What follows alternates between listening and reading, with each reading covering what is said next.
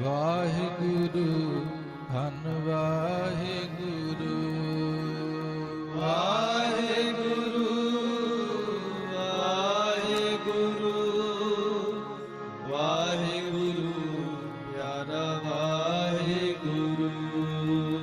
ਵਾਹਿਗੁਰੂ ਵਾਹਿਗੁਰੂ ਵਾਹਿਗੁਰੂ ਧੰਨ ਵਾਹਿਗੁਰੂ। ਵਾਹਿਗੁਰੂ ਵਾਹਿਗੁਰੂ ਵਾਹਿਗੁਰੂ ਧੰਨ ਵਾਹਿਗੁਰੂ।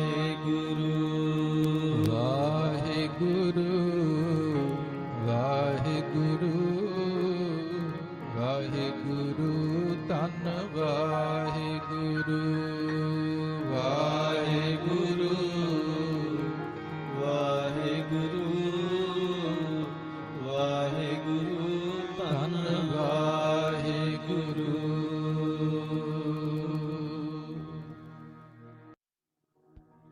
ਵਾਹਿਗੁਰੂ ਵਾਹਿਗੁਰੂ ਵਾਹਿਗੁਰੂ ਧੰਨ ਵਾਹਿਗੁਰੂ। ਵਾਹਿਗੁਰੂ ਵਾਹਿਗੁਰੂ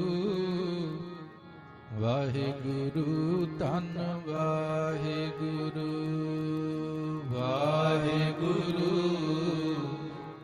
ਵਾਹਿਗੁਰੂ ਵਾਹਿਗੁਰੂ ਧੰਨ ਵਾਹਿਗੁਰੂ।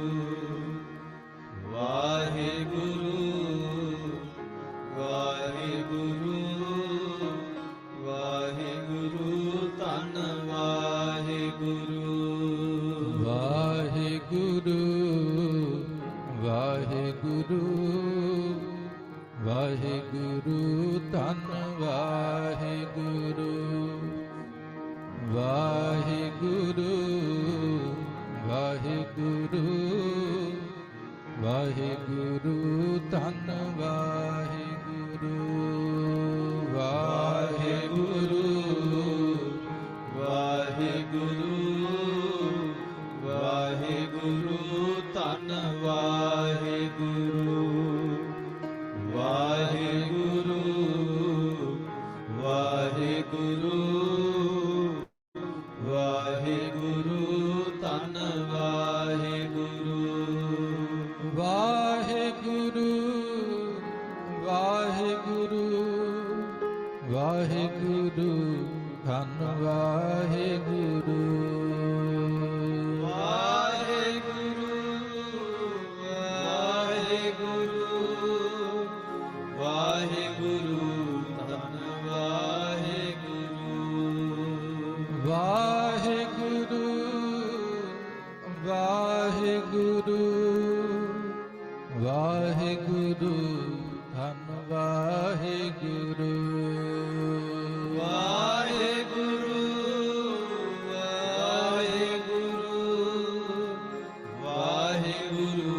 ਧੰਨ ਵਾਹਿਗੁਰੂ।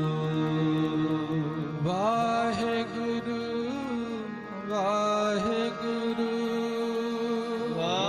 ਵਾਹਿਗੁਰੂ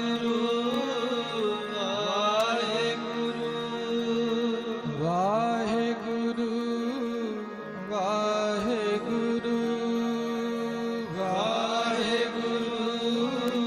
ਵਾਹਿਗੁਰੂ ਵਾਹਿਗੁਰੂ ਵਾਹਿਗੁਰੂ ਵਾਹਿਗੁਰੂ ਵਾਹਿਗੁਰੂ ਪਿਆਰਾ ਵਾਹਿਗੁਰੂ।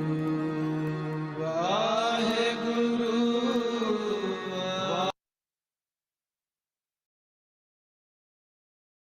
जिस मस्तक भाग सुलागा सेव, जिस मस्तक भाग सुलागा सेव, गुर जैसा नाही को देव। जिस मस्तक भाग सुलागा सेव, जिस मस्तक भाग सुलागा सेव, गुर जैसा नाही को देव। पाग सुलागा सेव, जिस मस्तक पाग सुलागा सेव।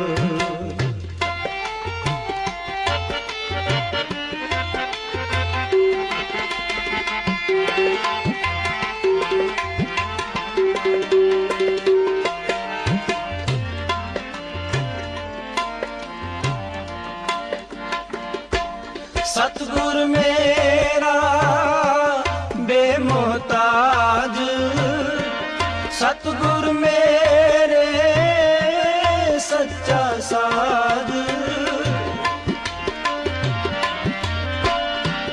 सतगुर मेरा बेमोहताज, सतगुर मेरे सच्चा साज। सतगुर मेरा सबस का दाता, सतगुर मेरा पुरख विधाता, सतगुर मेरा सबस का दाता, सतगुर मेरा पुरख विधाता, सतगुर मेरा पुरख विधाता, जिस मस्तक भाग सुलागा सेव, जिस मस्तक भाग सुलागा सेव। गुर जैसा नाही को देव, जिस मस्तक भाग सुलागा सेव, जिस मस्तक भाग सुलागा save.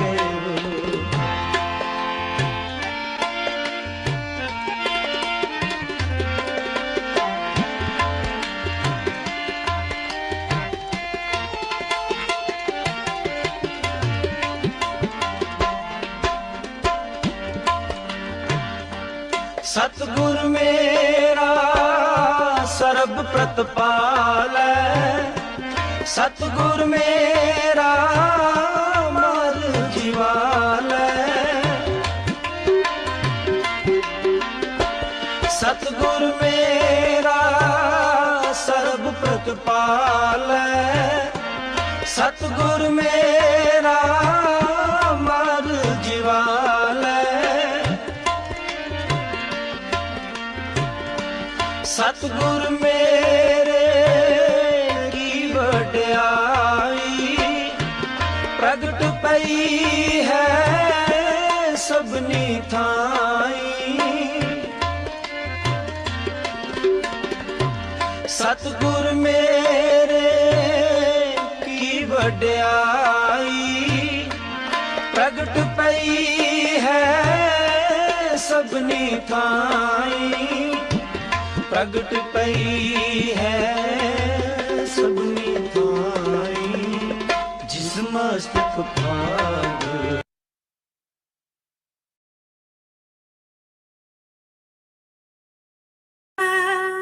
Say only fools rush in, but I can't help falling in love with you. Shall I stay? Would it be okay if I can't help falling in love with you? Like a river flows surely to the sea, my love, so it goes. Some things are meant to be. Take my hand, take my whole life too, for I can't help falling in love with you. like a river flows surely to the sea. My love, so it goes. Some things are meant to be. Take my hand, take my whole life too, for I can't help falling in love with you. For I can't help falling in love with you. Wow, Stephanie, so perfect. My God.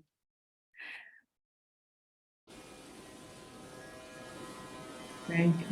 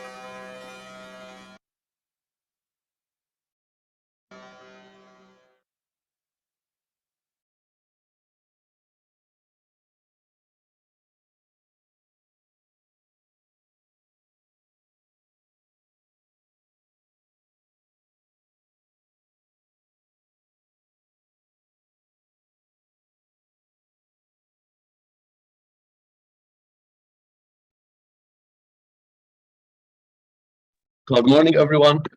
Can you hear me good? Yes, yes. Good morning. Welcome to Love. I see Amiji. I see Sam, Jay. Welcome to Love. Good morning. And I see Mary. Good morning. Jamal and Titi's parents are here. Bindu and Papa Niveen. Good morning. Harinder ji. Disappear. Good morning, sister. Good morning. Good morning. And Hardevi, good morning. Good And morning. let's see if Master brings more people. Nice to be with everyone. Let's share the beautiful schedule.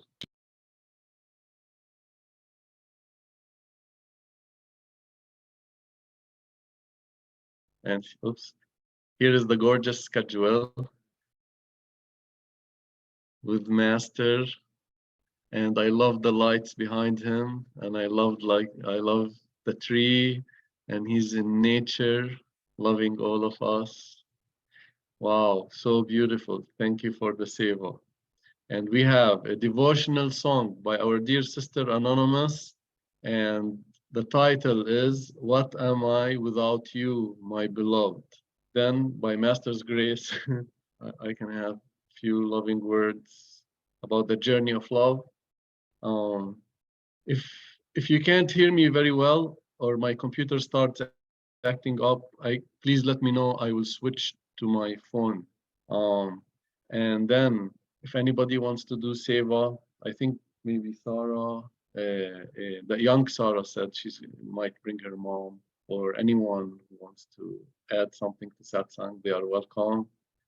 Then we're going to have a reading by our dear sister Harinderji, Sawan Sage Stories. Looking forward. After that, we will listen to our Holy Father Ishwar Puriji and melt in his love in group meditation. So I wish everyone a holy satsang full of love, devotion, and God and the kingdom of God. So is my computer working good? Oops. Yes, Michael, everything is okay. Yes? Perfect. Okay, good. Very well. So let me share the song.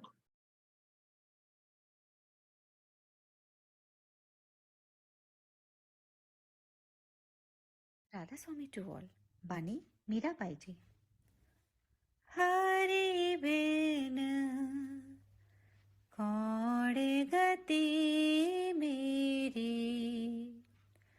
Hari बिन कौड़ गति मेरी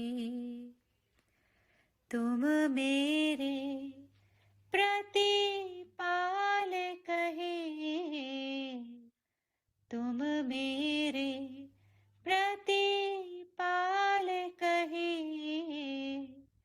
मैं दासी प्रभु तेरे हरि बिन कौन गति मेरी हरि बिन कौन गति मेरी ये संसार विकार का सागर ये संसार विकार का सागर बीच में मैं घेरी कौन गति मेरी हरि बिन कौन गति मेरी बारी बारी पुकारी मैं बारी बारी पुकारी मैं प्रभु है आरती तेरी हरि बिन कौन गति मेरी हरि बिन कौन गति मेरी ना उपटी प्रभु पार लगाओ ना उपटी प्रभु पार लगाओ डूबत दासी तेरी कौन गति मेरी हरि बिन कौन गति मेरी दासी मीरा नाम रटत है दासी मीरा नाम रटत है मैं शरण हूँ तेरी हरि बिन कौन गति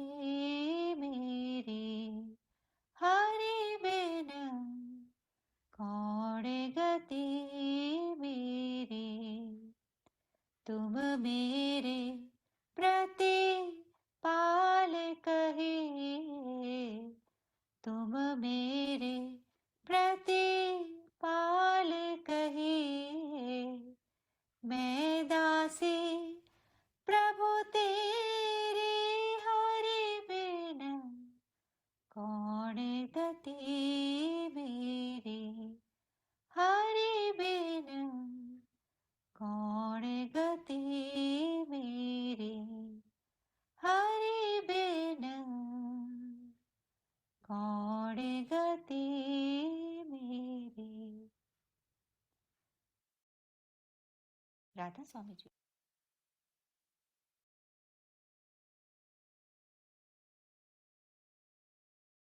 Wow, thank you, Master.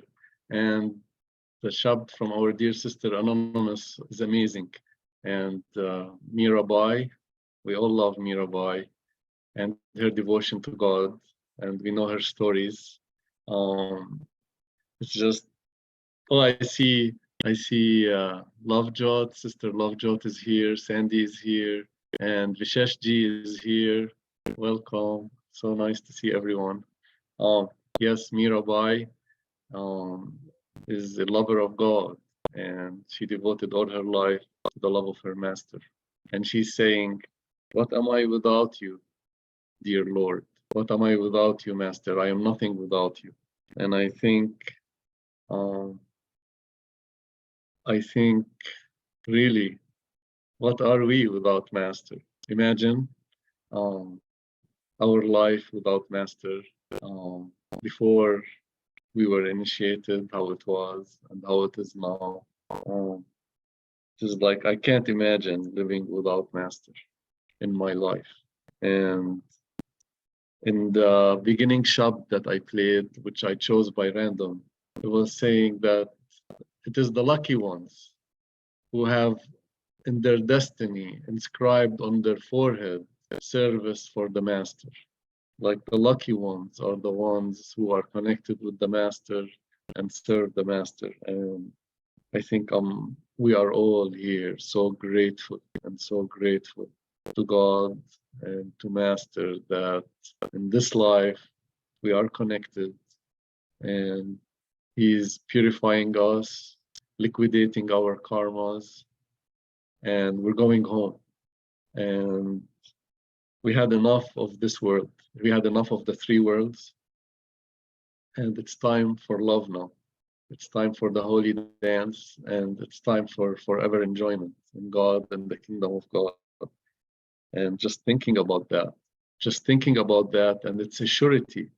It's 100% because Master gave us that promise that I will never leave you nor forsake you till the end of the world. And it's a promise that cannot be broken. People in this world give us promises, but they break it. But the promise of the Master is eternal. And when Ishwar held my hand, both of my hands, and said, Michael, I love you. I will be with you forever. That's like very powerful, like forever. That means forever and ever and ever, Master will be with me. For eternity, eternity and infinity, Master will be with me, which is how lucky are we? How lucky are we that we have that promise? Think of me and I am there, he told me. Whenever you think of me, I'll be there. And now we are glorifying him. We are thinking of him. We're gathering in his name. And let's imagine our head on his feet in humble supplication, our head on the feet of Ishwarji. And thank you, thank you, thank you, thank you, thank you for forgiving us, because our karmas have everything in them.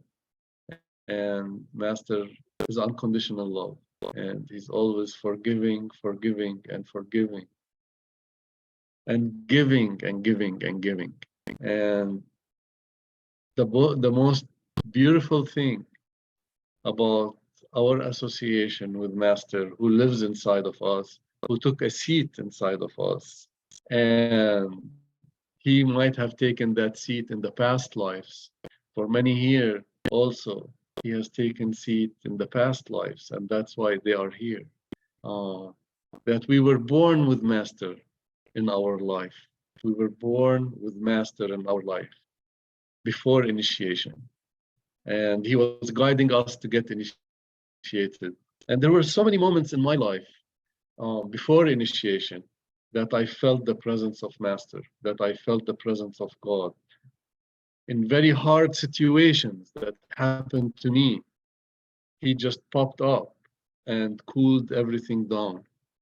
I remember so many times that this happened where Master popped up and protected me even before I was initiated in this life. Why?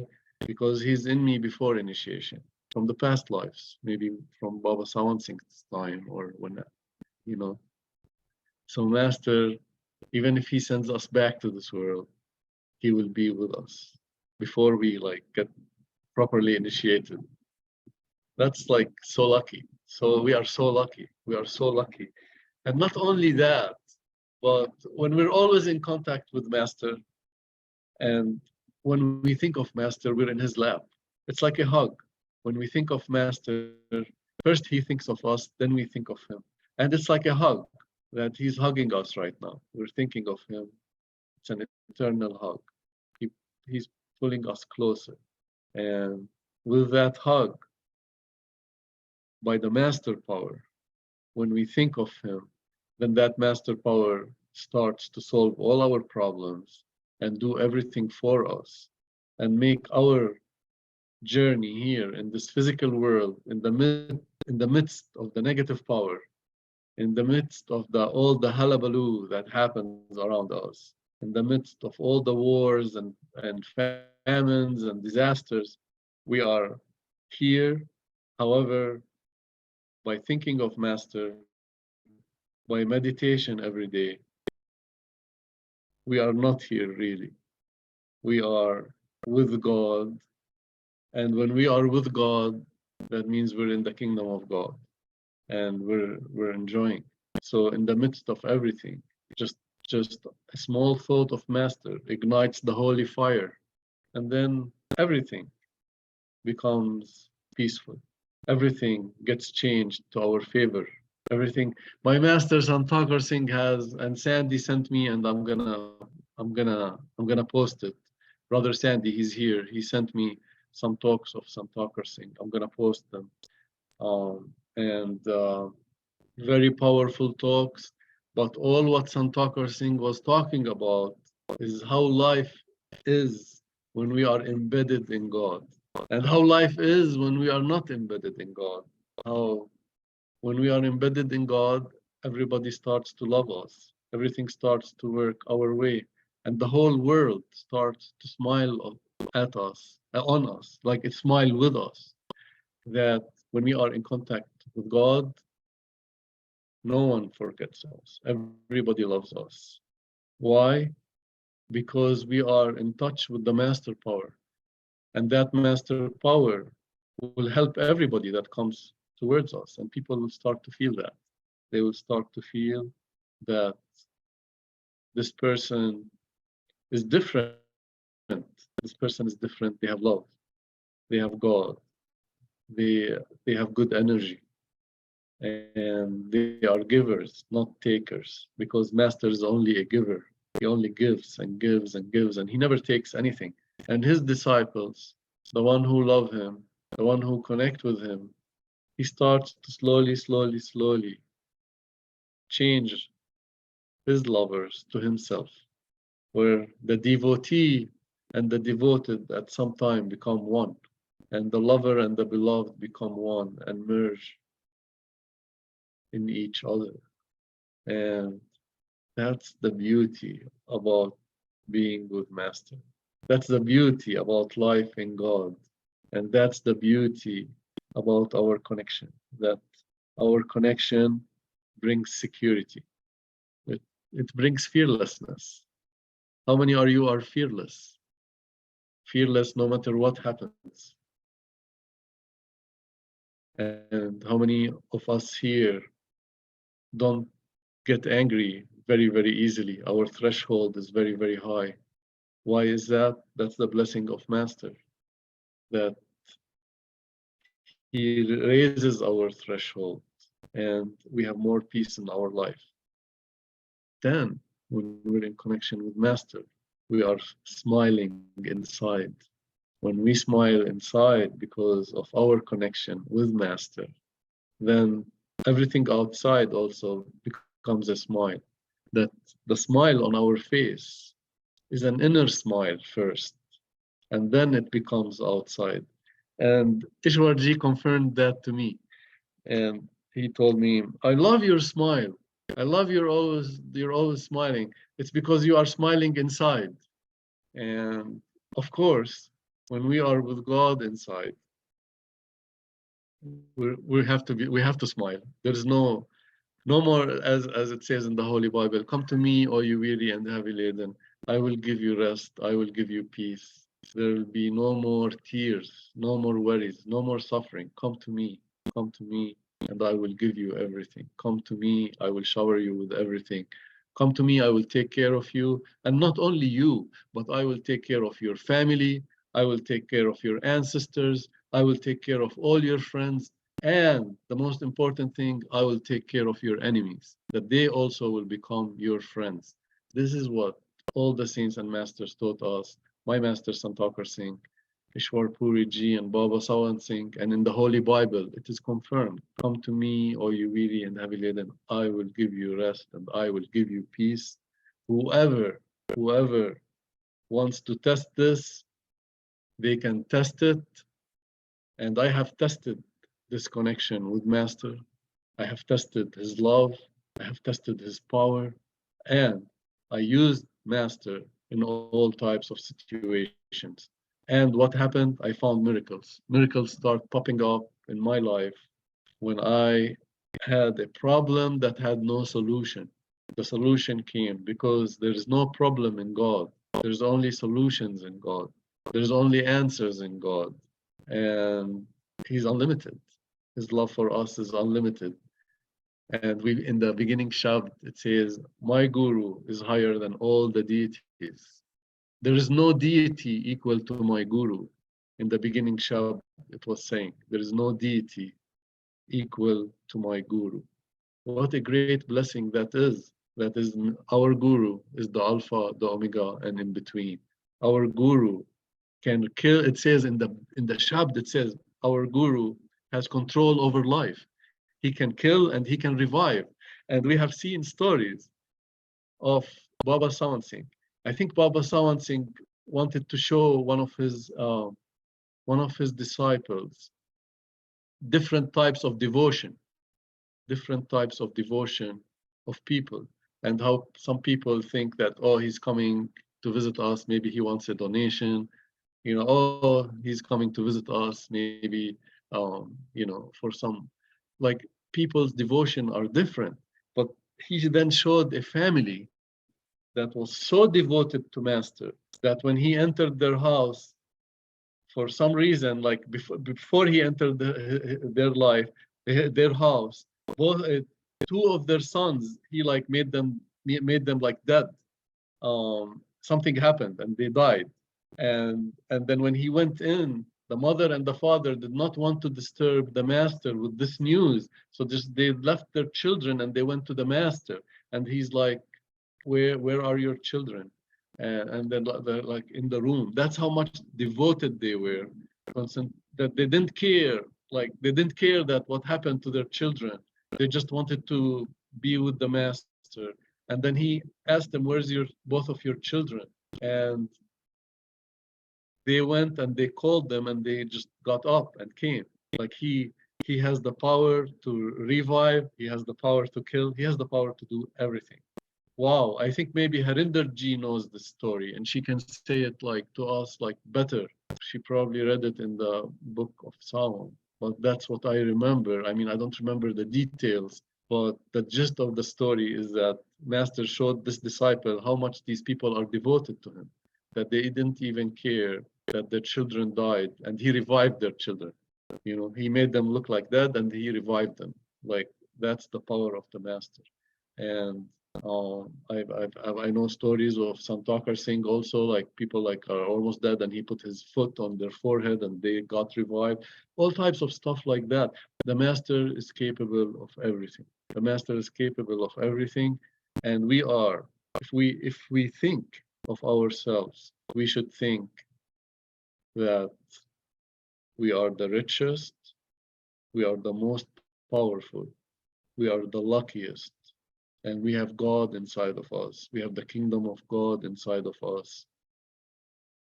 We have that power of Master that we can use. We walk with that power that is inside of us. and always with us. And all what we have to do is just connect to it, and then everything is in harmony. Everything is in peace. Everything gets changed. And any problem we have, we can just hand it to the master. Master, I have this problem. I don't want to worry. I want to keep my godly intoxication. I don't want to think about it too much. You do it, you solve it for me. You solve it for me. I was asking Master a few days ago, like, okay, Master, please do my taxes. Do my taxes. And keep those people away from me. I don't want to think about them. So then when I went to do my taxes, it was easy and happened and everything was blessed. But he will do everything, the impossible for us. We just have to have faith and trust in the power of the master. And that is really the secret of success, the secret of how to play the game of life and be a winner at it, is that it's about faith and trust. The more we trust the master, the more he will do for us. The more we have faith in his power, the more everything will be done for us. There are people, I don't want to be like radical or anything like that, but there are people who live on the master power. There are people who have so much trust in master that he is their doctor. They don't go to hospitals. He is their doctor. He is their lawyer. He is everything. They just depend on the power of master. And they say, Master, you know what? I'd rather die if you cannot, you are my doctor. If you're not going to work on me, I'd rather die. And Master, for those people who have this much faith, this much trust, he changes things for them. He changes their karma. He really mitigates and changes their karma. So how can we get this level of trust and faith and become totally fearless in master? How do we do that? That's by practice. Practice makes perfect. And it happens slowly as we start to witness, miracles in our life, as he shows us that his hand is in our hand, and as he shows us that he is working on us every day and he's with us, then that level of faith and that level of trust keeps on growing and keeps on growing until it becomes full to the brim. Our cup will be of trust will be full to the brim. Our cup of faith will be full to the brim. And when our cup of faith and our cup of trust is full to the brim, master then takes over everything and does all our duties. I mean, he does them using our body, but he will make it so easy. He will make our life so easy. Yes. So the secret is to keep increasing our love and devotion. Our love and devotion will add to the cup of our trust and our faith. And my master Santakar Singh, in his talk that Sandy, the brother Sandy Hardevi, she posted it. He's saying, even in the midst of like atom bombs, don't worry, just connect with the master power and everything will be okay. Imagine that level of trust and that level of faith and that level of fearlessness. To have that level of fearlessness, that level of faith and that level of trust, it comes by time, and it comes by practice, and it comes by really merging ourselves with the Holy Sound, that we keep in connection with the Holy Sound as much as we can. The lovers of God, their soul nags them, their soul itches them, their soul will kick them out of bed and put them on the meditation chair, because it's time for love. The soul says it's time for love. This world is like a bubble. It comes and goes so fast. And every moment is a precious moment. And soul knows that. The soul is part of God. Soul is connected to God. and it wants the blessing. It wants the blessing to come back. So it will really kick us out of bed. It will really make us think of Master. It will really make us say, like, let's do more seva. Let's do more seva. Let's do more meditation. Let's just keep Master close to us. And that's what Anonymous was saying in her song, like, please stay close to me. Please, please, and please. See that it is that thirst, the thirst of the disciple. The disciple has the inner thirst for his master, for his teacher. The inner thirst keeps us going. What is the inner thirst of the disciple? If we want to just like define what is that inner thirst, that inner thirst is the addiction to love. That inner love that comes through meditation, that inner bliss, that inner joy, that godly intoxication, that feeling of contentment and security, that feeling of Master is here. That is the inner thirst that the soul does not want to leave. The soul does not want to leave. So when we are in the outer world, our soul is also like starts to itch us, yearning, like, hey, think of Master now, because it wants that flow of bliss and the flow of the presence to keep on coming, to keep on being there all the time. So yes, we have the present, and the present is the most precious thing. The present. Past and future are not important in spirituality. Master says, please ignore the past, please ignore the future. Concentrate at this second, at this moment.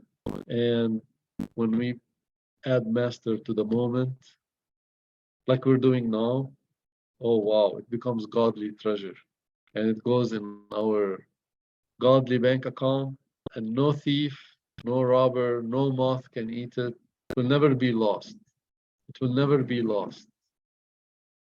It is just connecting with Master in the present moment and becoming very rich. And then also praying to Master, because how many of us like find themselves drawn, or our attention is stolen because we're in the negative world and so many things pop up, so many beautiful things that our eyes might enjoy or our ears might like to listen, that take our attention from Master. And I see it happening to me, and then when it happens to me, I have a prayer. I have a prayer to Master. Please let me think of you more. Let me think of you more. Then that thirst comes. See, when when the lovers of God lose a moment, or 5 minutes, or 10 minutes without the connection, then what happens? Their inner Master, their soul starts to nag. The inner thirst starts to happen and telling us, please think of me. Please, please, please, please connect me with God, connect me with the kingdom of God. Put your attention there. These are, all of us are like that. We all go through this. We all go through this period where like our attention is taken. Maybe it's due to our karma or something, but then our soul starts to thirst directly, and then we reconnect. And Master's arms are always open, always open. And he's always inviting us, come into my heart, come live in my heart. Let's be together. He's always telling us, inviting us to come in and enjoy a cup of nectar. Enjoy a cup of nectar. Have a cheers and a drink with God. The cup of love and the cup of nectar is always there waiting for us. It's just we just have to remove the veils one after the other one. And when we remove the veils, then the love will be felt very strongly. It will be felt very beautifully. the presence of Master will be felt. It's just the more we remove the covers, the more we will see the light, the more we will enjoy the light. I mean. Because like if there is a curtain, you know, it takes the light of the sun out. If there's two curtains, then we cannot see nothing. But if there's like one curtain, then there's a little bit of sun coming. So the more we remove our separation from Master, and he removes it, of course. We cannot do anything. He's the doer. The more he purifies us from inside, the more we can. Pure at heart are the ones that shall see God. And the more he works on us, then the more we feel the love. The more we feel the love and the presence, the more our trust and faith grows. The more we don't want to leave these connections of the holy light and the holy sound and Master. And we know that our wealth is in these three connections: the holy light, the holy sound, and the Master, which is one. It's just one connection. How beautiful that is, that we have that blessing with us, and we can be fearless. We can navigate this world at ease and with a smile that we're gonna go to God and the kingdom of God after this world is over. We're gonna be in love forever and ever and ever. And this is just a journey to be enjoyed. Master wants us to enjoy this journey, no matter if it has ups, downs, if it has suffering, if it has pain or pleasure. He wants us to enjoy the pain. He wants us to enjoy the pleasure. He wants us to enjoy the suffering. Because our higher self, which is God, created it. So our story is created by God. If it has suffering, it's created by God. So we have to enjoy everything. Whatever he sends our way, we have to enjoy. Even though no one likes to suffer. And Master, please keep the suffering away. But if it ever comes, then we have to accept it. We have to surrender to it. And we have to enjoy it somehow. And know that it has, everything comes from Master. Everything comes from God. My master, Sant Singh, used to say that after initiation, every moment is controlled by Master. Even if you think that you're going down spiritually, even if you like whatever it is, he puts a leash on us, and a golden leash on us, and he draws us when he wants. He gives us leeway when he wants, and every moment is under the control of Master. And then everybody's life is under the control of God and Master, because everything is God. So we learn not to judge ourselves, As Ishwar Puri Ji says, never feel guilty, because that's the way karma operates. Things have to go on that way. Never feel guilty. And don't judge yourself, don't judge others. So in order to be always happy, we cannot judge anyone. Even if they're doing something like that seems like, oh, wow, it's like a big sin. How could they do it? But that's what God wrote in their destiny. So who are we to judge? And yes, this comes as a blessing, not to judge. Not to judge is a blessing that comes from God to the disciple. And they reach that level of no judgment. They reach the level of no judgment, and he puts them, the God like prepares us for this, where even we go through something where people could judge us, and then we learn that, wow, if I could do, like we learn not to judge. We learn not to judge through Master. He puts us on the course of no judgment. And when we don't judge, imagine how life becomes more beautiful, and then we can have unconditional love for everyone. And that unconditional love, as we develop spiritually, it keeps on getting greater and greater and greater and greater. Really great. Unlimited. Like Master's love for us is unconditional. He doesn't look at our karma. No matter what our karma is, he ignores it. He looks at our soul. He looks at our soul, and he looks at the condition of the soul. How much is this soul caught up by Maya? how many strings are on the soul. The soul starts to talk to Master and tell him, this is my condition. This is my condition. This mind is holding me here and there and there and there and there. Please help me. The soul starts to talk to the Master, telling him the condition of itself, that this horrible mind is doing so much and creating so much suffering. Please help. And then when there is fire, oxygen comes rushing. And when the soul really needs help of the Master, the help will come. The help will come, and it will be automatic.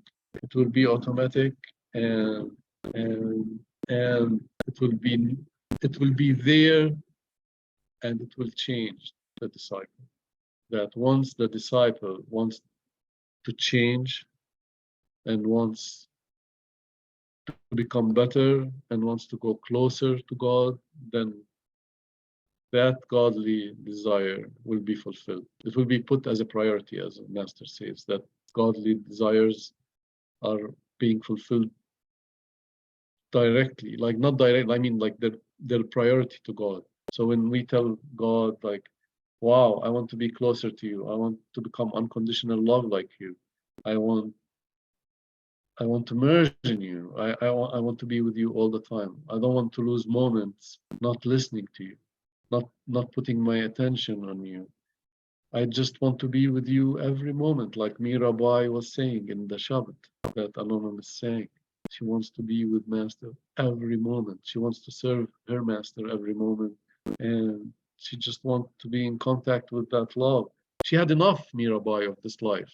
She just wants now to merge in the ocean of love and become the ocean of love and never have to come back. Or for now, unless Satpurush orders us to come back again, then we obey.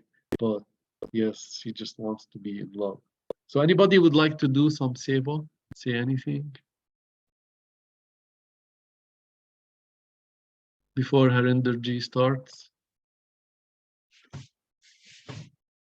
Hello, Michael. Hi. Hi, Brother Sandy.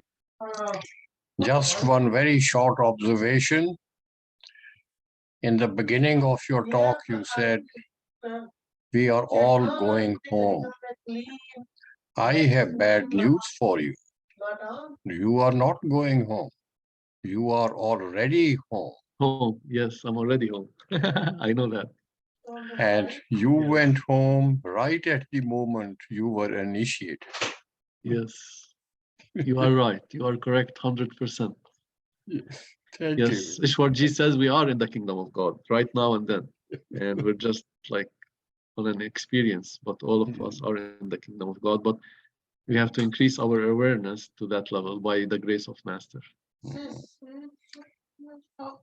Well, I must say, Michael, what I am noticing around your face is an increased shine.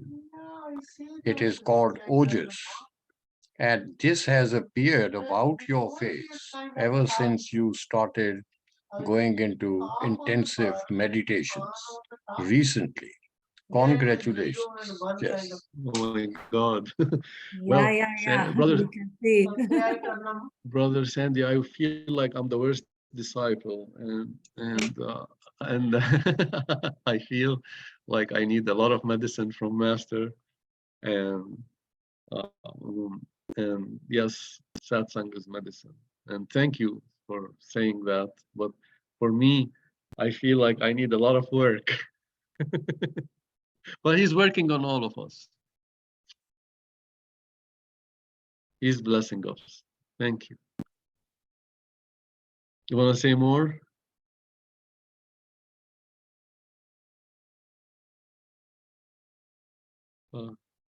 You're muted, Sandy. No, I have nothing more to say, but I would dwell on this coming Saturday on the same theme that you have touched upon. I would have quite a few things to say on Saturday. So I'm looking forward for Saturday. I'll be there to listen. yes, thank you. Thank you. All right. So anybody else would like to say anything or do any seva, her Devi or?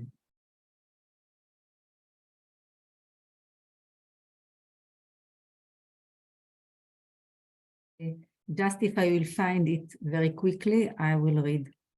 Oh, But cool. I don't want to take from your time Yeah. because I just translated something that Baba Savan Singh said. Ooh. I have to find it. It was here with me.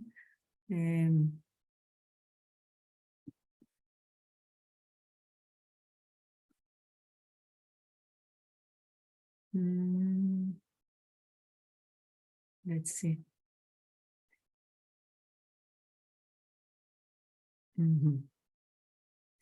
Okay. He's talking about, okay. Undergo the karma without opposition.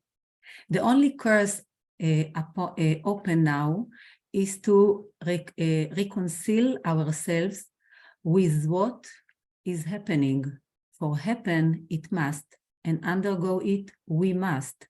Then why not do so without opposition?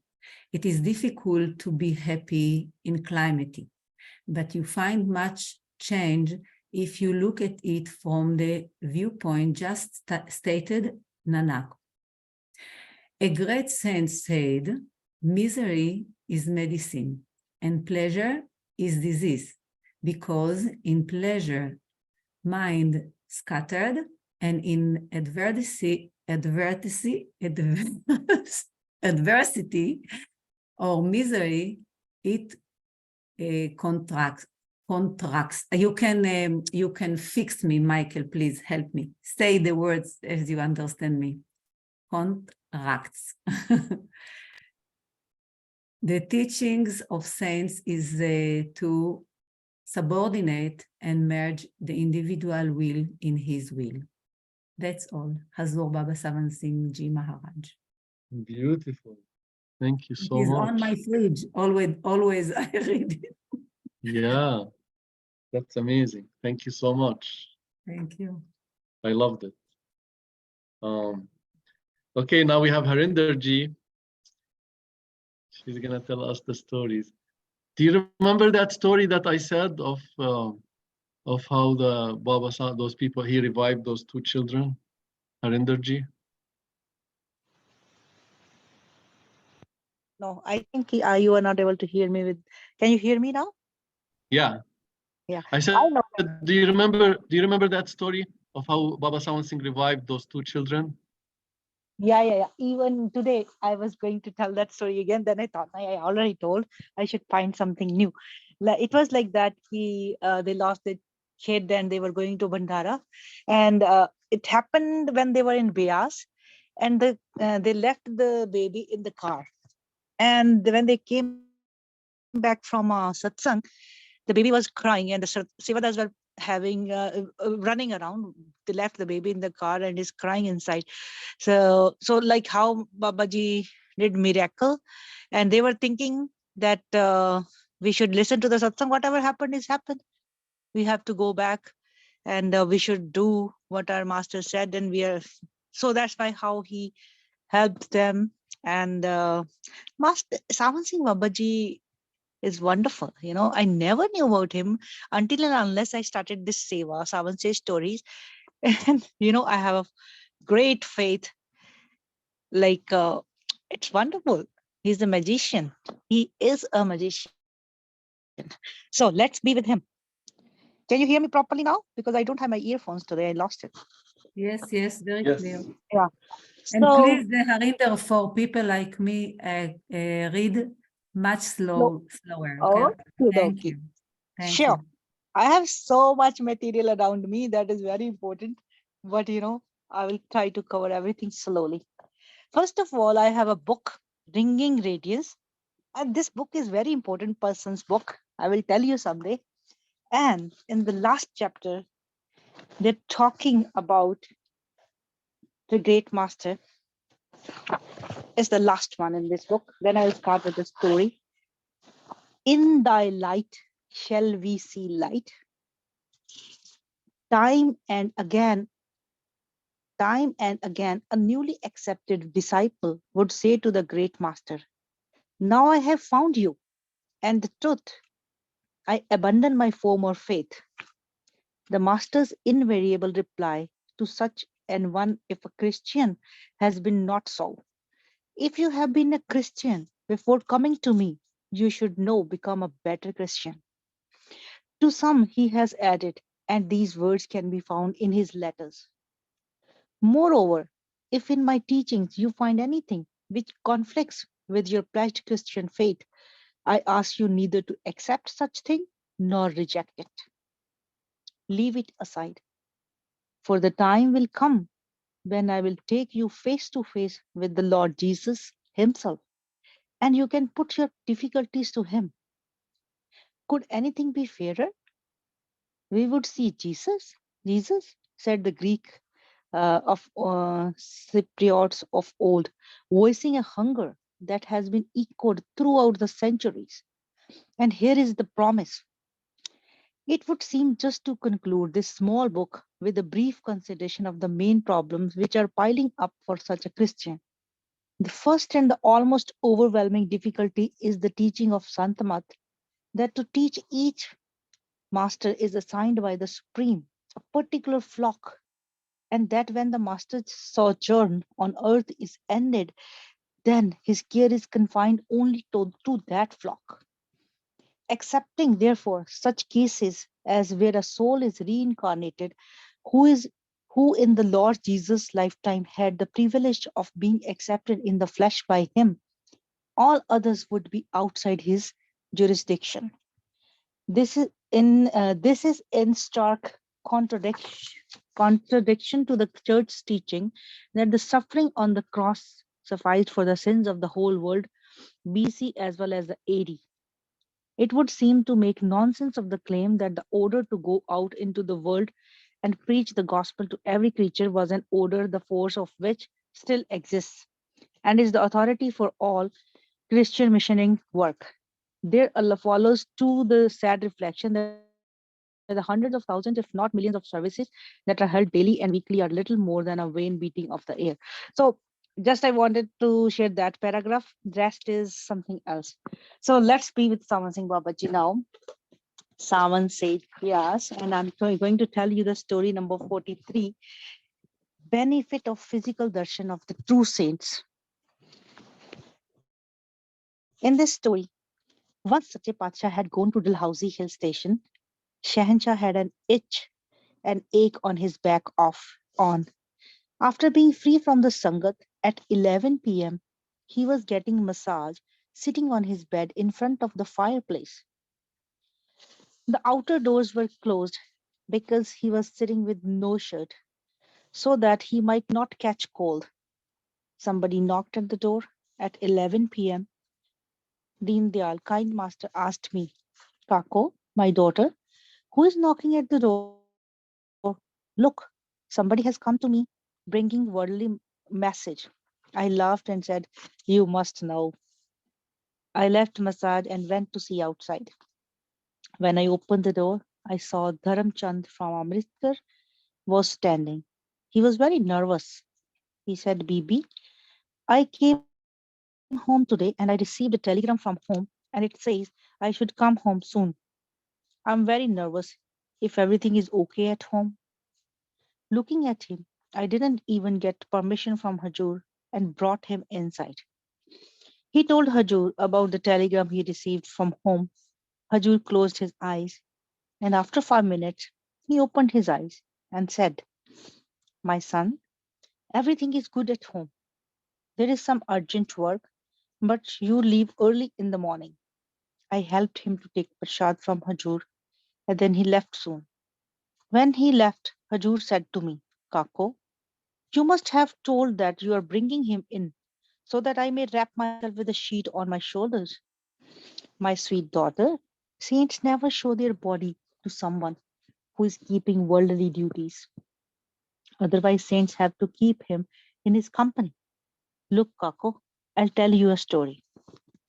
Hajur said, once a satsangi named Sukhdayal was my Gurbhai. means having the same guru. He heard satsang from Hajur Baba Jamal Singh Ji. The words of the satsang were, "What a praiseworthy man is he whom Satguru gives embrace." So one day Babaji was taking a bath. He was wearing only underwear. Sukhdyal came and embraced Babaji. And Babaji said, "Leave me. It's not the trait of being stubborn, but it is the trait of love."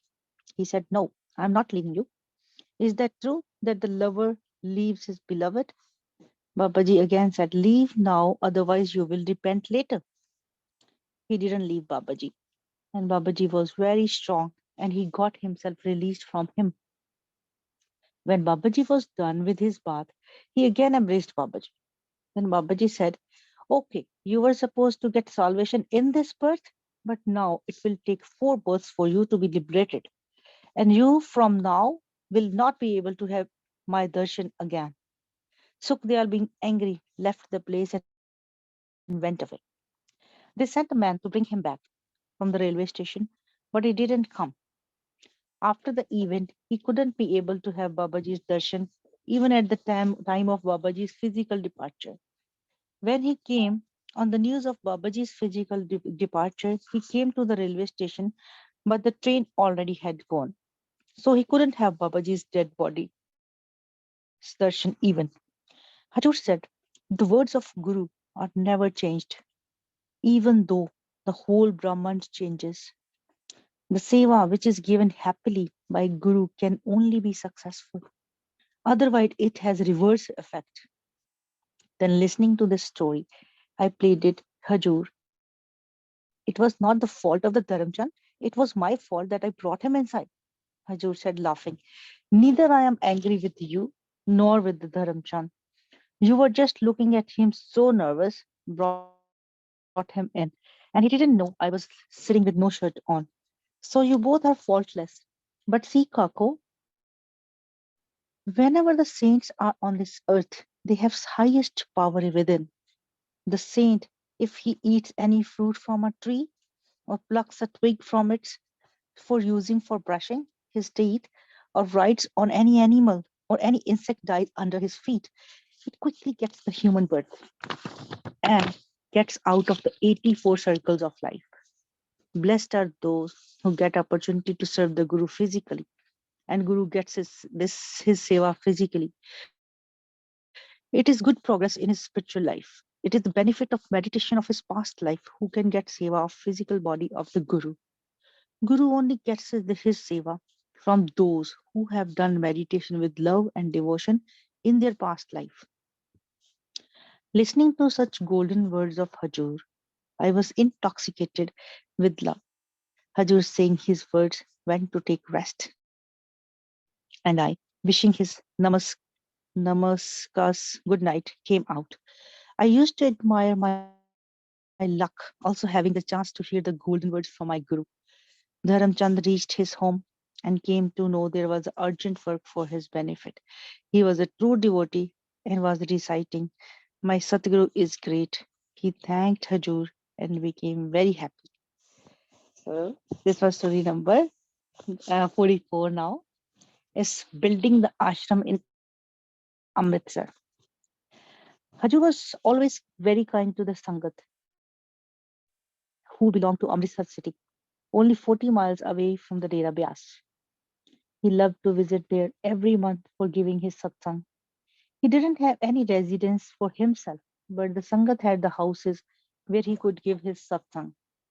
Some had his big bungalows. Sometimes he would give the satsang at the residence of his loving devotee named Dharamchand Nagpal.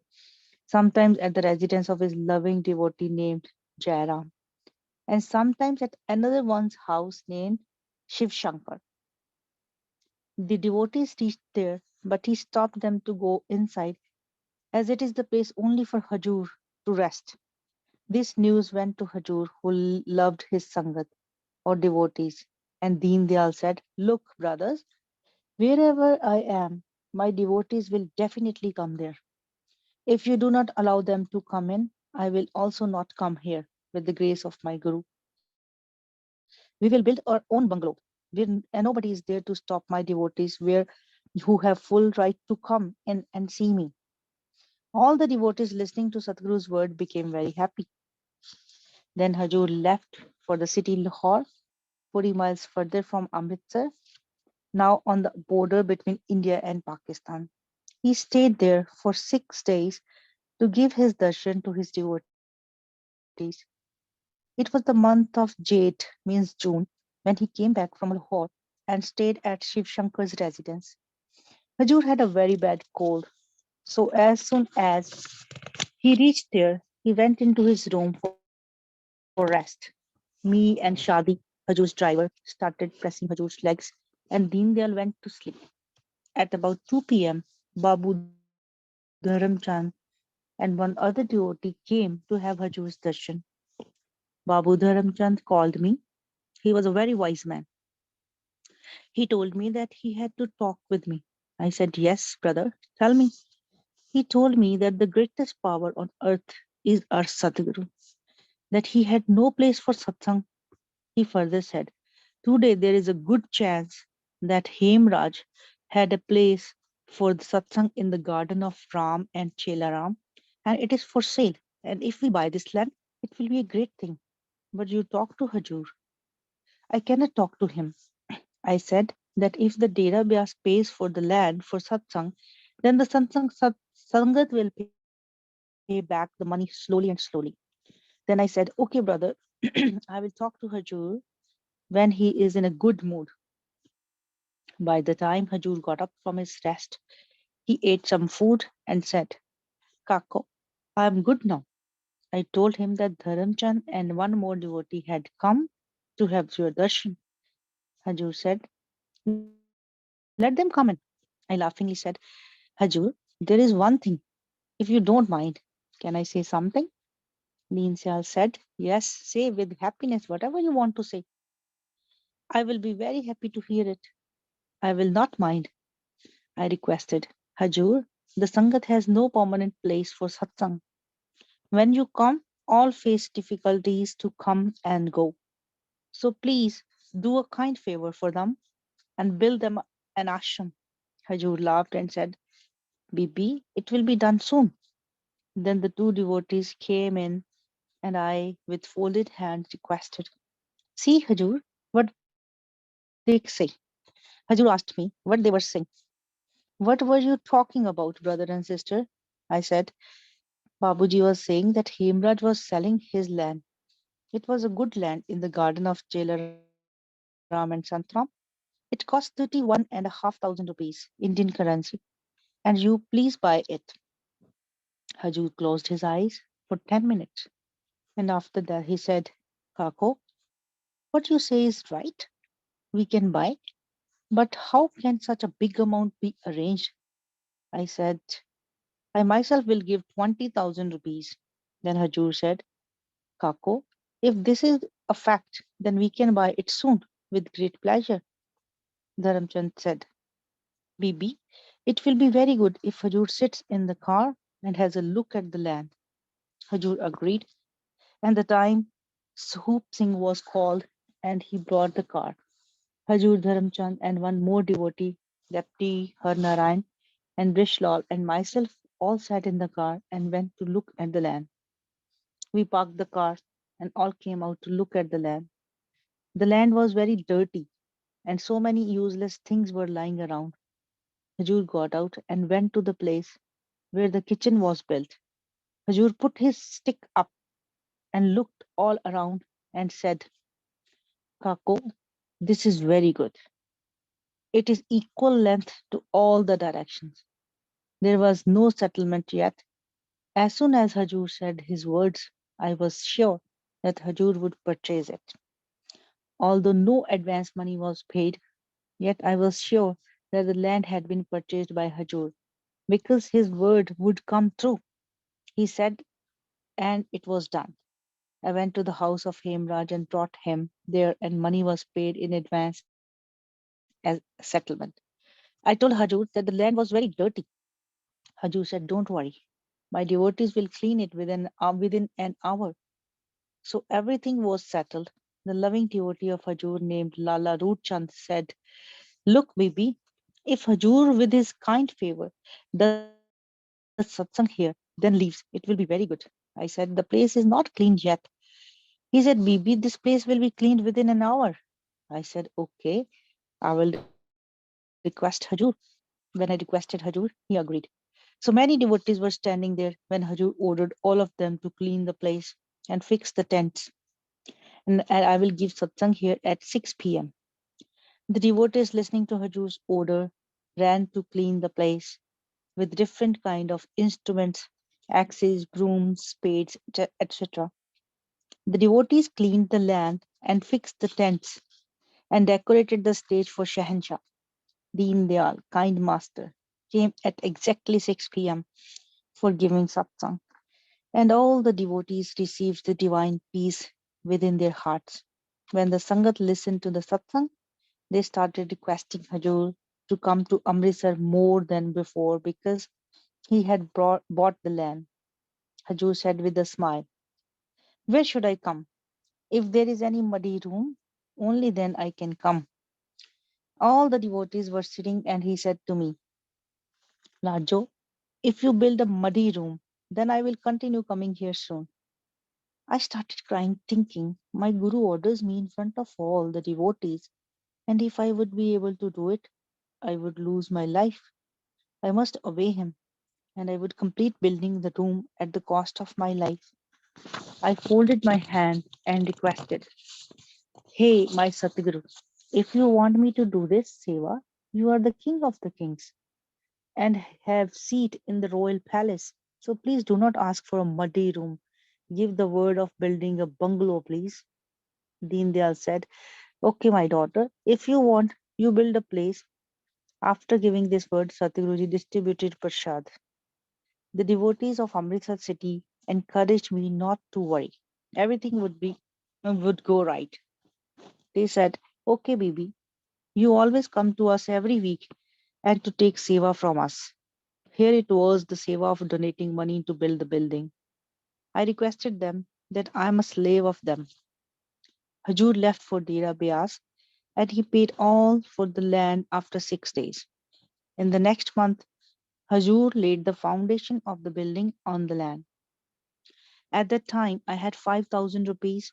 On the start of the next month, Hajur dug the foundation of the building. He placed a silver pot tied with a sandal threaded stick. That is the tradition, placing a silver pot with sandal stick tied with the thread under the wall of the building. Lots of devotees were singing holy songs at the time of foundation done by Hajur and enjoying his radiant darshan. The beauty of his face was unbearable. He came with his majestic gait and started digging the land for the foundation. He hit the axe 21 times on the land and dug a ditch with his lotus hands. He was in the home of his happiness, and his face was shining like the sun. I was also intoxicated with his brilliant face.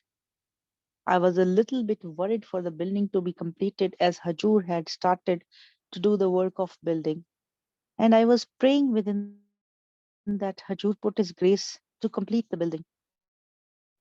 When Hajur completed his job and came out, the devotees showered the rain of flowers over Hajur.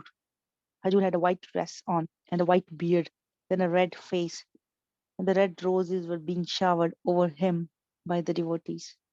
He looked like a perfect god on the earth. Then Hajur said to me, "Now, Khako, my daughter, you are happy?" I folded my hand and said, "It's all your grace." Then Hajur called within my name, my Bibi Khako Lajo. I said, "Shansha, now you are to keep my honor." Then my Sache Bacha said, "Kako, you need not to worry. Swamiji will have full grace on you, my loving daughter. Do not worry." Now the work started for the building. All the account was under the custody of Babu Bijlal, a devotee who was in charge of bank manager. When the donation was given, he took care of all the money and it was being spent under the care of devotee Root Chand Prem Singh. The devotee Roopchand took the responsibility to send the bricks for the building from the devotee Babu Gyanchand, who was the contractor. Hajur said, bricks are very costly, so always take from Gyanchand. Either bricks are costly or cheap. At that time, he was not a Satsangi, but his wife was initiated. Her name was Harbansi Kaur. She wanted her husband to be initiated by Hajur. The real reason for Hajur buying bricks from her husband, Gyan Chand, was so that he might become a Satsangi, and then his wife's desire should be fulfilled. When her husband would come for his business of bricks for the building and collect money, in this way he would keep having the darshan of Hajur and listen to satsang, and he would become a satsang. Gyanchand was very clean-hearted person. Whenever he had the darshan of Hajur, he was very interested to have his darshan more. He became the lover of Hajur's darshan, and later he received initiation from Hajur. On one side, the bungalow was under construction, and on the other side, two men were against it. At that time, people of the other religions like Sikh and Hindus who believed in temples and mantras were against the path of Radha Swami. Their wives were going to the houses of the satsangis and were telling not to donate money to Bibi Lajo, that she was at her best to rob the people by her own way. But by the grace of Sachi Pacha, money was being donated for the building. Then they announced in the city not to donate the money, and it was printed in the newspapers against me. But donations didn't stop. People started talking against Lala Ruchand, Jairam too. With a forceful voice, Hajur said, Ruchand, the bungalows must be built. Although the people are against it, it is not a dog who can eat the leg. It is the sword of the saint. Whatever may happen, my word will become true. These words will become true. When all the saints got their seva from men, but I'm getting it from the form of a woman, and I will get it done by her and will show them. Then Hajur started testing me, saying, Kako, build the bungalow at the cost of your life. People are talking against you. I replied to my Satguruji with folded hands. Sache Patshaji, now for the sake of your owner, the bungalow has to be built. What the other people say that the saint listened to a woman for the construction of the bungalow, and what happened? Although someone may murder me, or though my bones, flesh, and blood may be kept in the foundation of this bungalow, yet it must be built. But Sadhguru may not be down in front of the people. Listening to my words, the true king burst into laughing and said, Okay, my child, you are determined so hard, and patted me on the back. And I said, Yes, Hajur, it is all your grace.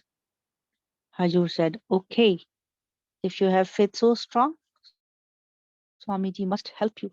I said, My Satguru is very rich in giving his grace on me, and I'm sure you will complete the building and keep my owner. My Satguruji is greatest of all, and his motion is very fast. Bungalow is not built with money, but it is built by his endless grace. Hajur, whenever he ordered for 4,000 rupees, so every evening the same amount of money was found in the safe when the bungalow was being built. Hajur used to say at the residence of Lala Amarnath and Lala Charandas, the room in which Hajur was staying, there was a safe where the money was being kept by me. I used to lock it, and the key after locking was kept under the pillow of Hajur's bed by me. Then I used to request Hajur, if the money lacks, please complete it. Then Dil Dayal would laugh and encourage me not to be afraid. God would fill up all. Whenever he would count the money in the evening, it was always 10 times more than he needed for the use of building. Out of being happy, I would say, whatever is done, it's done by Hari, God, says Kabir. The ruler of the whole universe used to say, My child, if there is true and firm faith in God's power, No one can be found to divide the power to share this power. What I should say that the devotee Namdev ji was living one day and his wife said, "You do not do anything all day and sit free. How can we lead life with no food at home? What will we eat?" Namdev, being intoxicated with Nam, went to the forest and sat under a tree, thinking of his wife's words, and he started to scratch the ground with his finger when he saw that a big pot full of gold coins was lying in the ground. He said to his guru within, "You have given such a big pot of full of gold coins, but it is very heavy. Who will lift it?" Saying this within, he came back empty handed and said within, "I couldn't lift it up."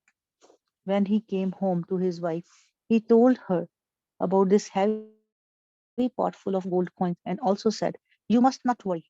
I left it over there where I found it. I had thought that if God had given me, then he must bring it to my house too.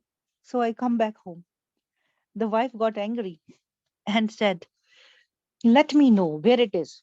I myself will go and bring it. Let me know the direction of the place so that someone else might not get it. Then what will we do?" Namdev said, "If God has given us, then no one can take it." The thieves who were standing on their roof were listening to their conversation. Then the thieves said, "Let's go and take the gold coins from the pot, and we will see if his God can help stop us. If his God can stop us." The thieves ran to that place, but when they touched it, snakes and scorpions started stinging them. Some of them died. Some survived. Who survived said, "This man has deceived us by his wrong statement to his wife. So we will somehow take this pot of snakes and throw it in his room from the roof with a hole in it." They tied the mouth of the pot with a piece of cloth and took it to the roof of the Namdev, thinking in revenge that the Namdev and his family members would die. So they made the hole in the roof and threw the pot into Namdev's room and ran away. But all the gold coins instead of fell into Namdev's room in a big heap. After looking at the coins, Namdev said to his wife, "Look, I told you God would bring them here. See, God Himself came here and threw them in the room, making a hole in the roof." After telling the story of Namdev, Hajur said to me, "Look, baby, God takes care of His devotees. God says, if you will be mine, then the whole world will be yours. So, baby, God will fulfill your desire. He will definitely do it. So, baby, your every desire will be fulfilled." The bungalow was still under construction when Sachi Pacha went to Montgomery, a city in Pakistan.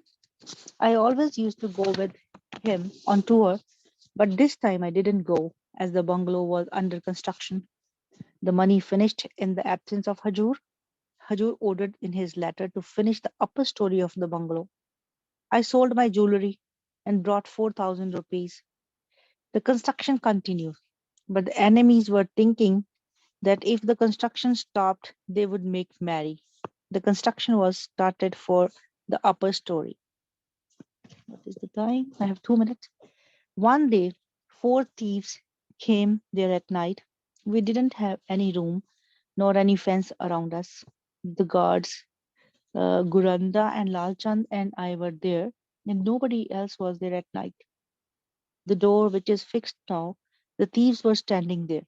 On the other side, I was looking at Hajur, who was giving me radiant darshan. Wonderful. I called the guards when I saw the thieves. The guards told me that the thieves were standing at 20 steps away. I'm looking at Hajur, and it doesn't matter. Our Satguruji is with us. These are thieves, and we all are sadhus, and we will fix them. I had a stick with a sharp spade on its top. I asked the guard to bring it to me. He asked me what I would do with it. I told him that whosoever comes in first would be beaten with the spade. The thieves came at 12 a.m. and left around 4 a.m. by themselves. but they didn't step closer than the place they were standing and where Hajur was seen by me. After this, Dharamchand built a room for us. When Sadhguruji placed the first brick of the building, that was very praiseworthy. He placed only a single line of bricks, which was very strong. Four masons and myself were standing on the wall. After this, Hajur gave the satsang and distributed the prasad. The iron door was also placed by Hajur's hands. When the Hajur came back from the Montgomery tour, the lower story of the building was completely done and the upper story was under construction. He reached Amritsar straight from Montgomery. When Shahenshah reached, I was making his bed inside his room. I had not gone to have Hajur's darshan yet. Hajur started to look at the building. Hajur was looking at the ceilings. Then he asked Lala Roopchand where Bibi was. Then I reached there. I touched his feet, and he, my Sache Pacha, with his graceful eyes, looked at me and placed his hand on my head with love and patted on my back. And with his smiling face, he said, "Come, my child. I was only remembering you. Where were you?" I was overwhelmed with joy within my heart. Having Hajur's darshan, I was quietly having his darshan and couldn't speak even a single word. After looking at the building, Hajur went to the residence of Amarnath and went upstairs in his room. I followed him. He asked me, "Tell me, VP, my child, how the money was arranged for the upper story of the building." I requested Hajur to take rest as he is very tired of his long way and will tell in the morning. Sache Pacha fell to sleep. He never forgot things. As soon as he woke up early in the morning, he asked me, and I told him everything. He said, "Why are you wasting your own money?" I said, "My true Satguru's seva is done." Then Hajur said to me, "Kako, when we came in Baba Jamal Singh's Dera Beas, then there was nothing built except his own muddy room. I, with the order of Babaji, built a well and a small satsang hall and a room for the langar. The people of village Badachi said to me that my wits are gone mad. They said that I had wasted my money at the bank of river. I replied, they must not worry. One time, when Babaji stepped with his lotus feet in the rooms and drank the water from the well, my money would become double. After that, the river may wash away all of them. I don't care." Then I requested, like Bibi requested, but mine has become 4 times more. I thought Hajur's orders to stay for 10 days. So now you will stay sometimes 2 months and sometimes 3 months. Shansa said, "Yes, there is no doubt." I think my time is over. So rest of the next morning, Deendayal ordered to make the doors and one layer of iron sheet should be fixed in them. And we will do next of the construction next Thursday because my time is done. Radha Swami to all. We are all blessed. Thank you. Thank you, Harinder Ji. We enjoyed so much. It was a big blessing. Thank you. Oh, I loved it. So now we will listen to our Holy Father, Ishwar Puruji.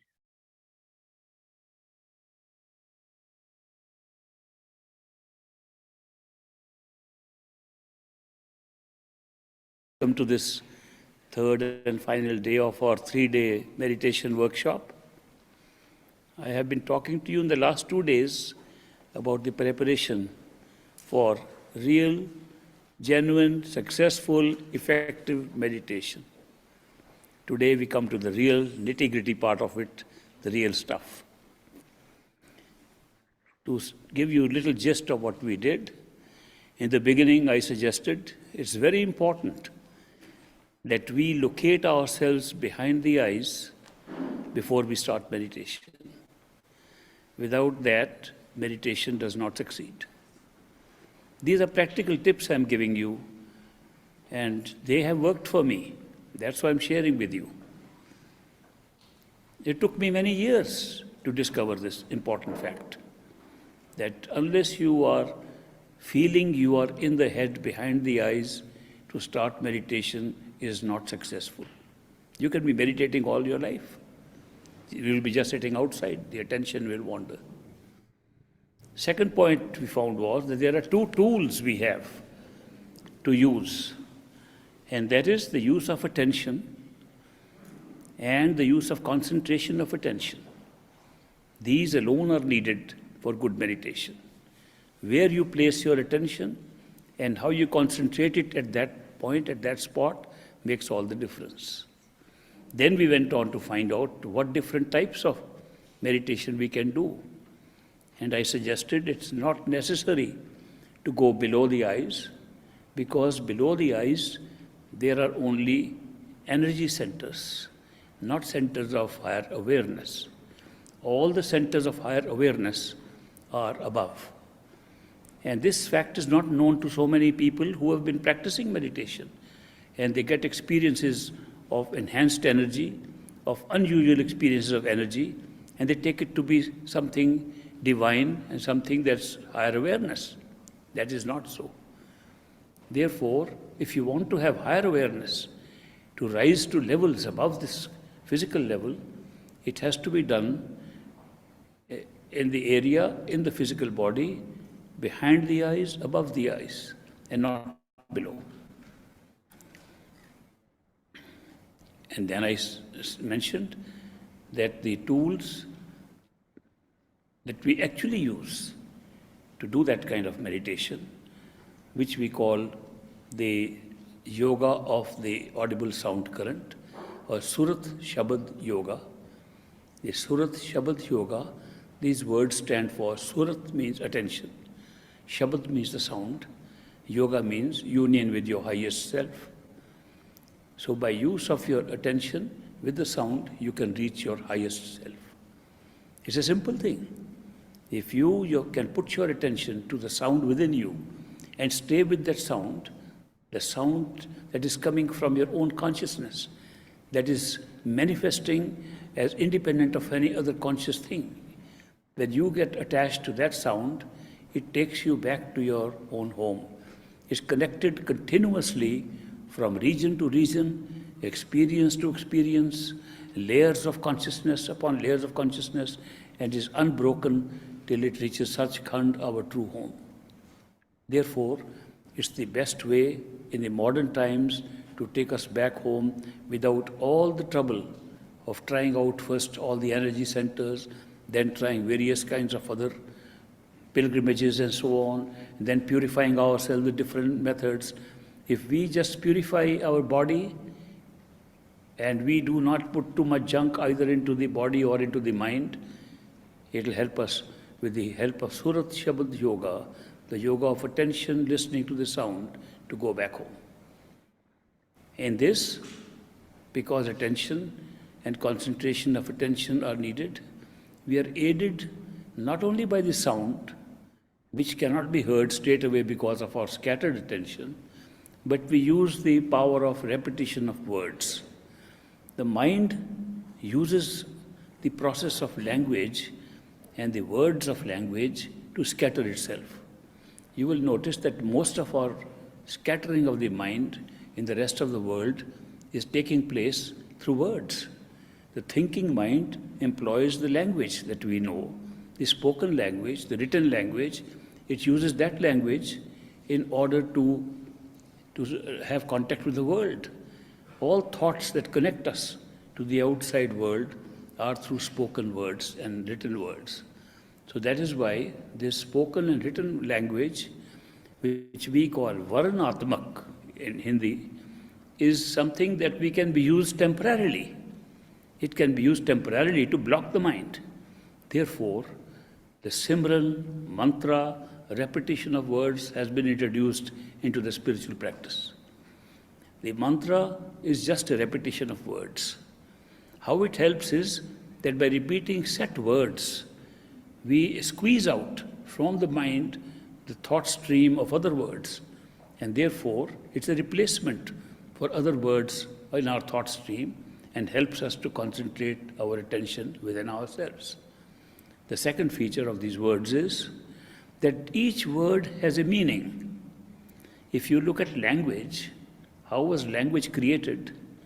Language was created by using phonetic symbols, by using sound symbols to relate to other experiences.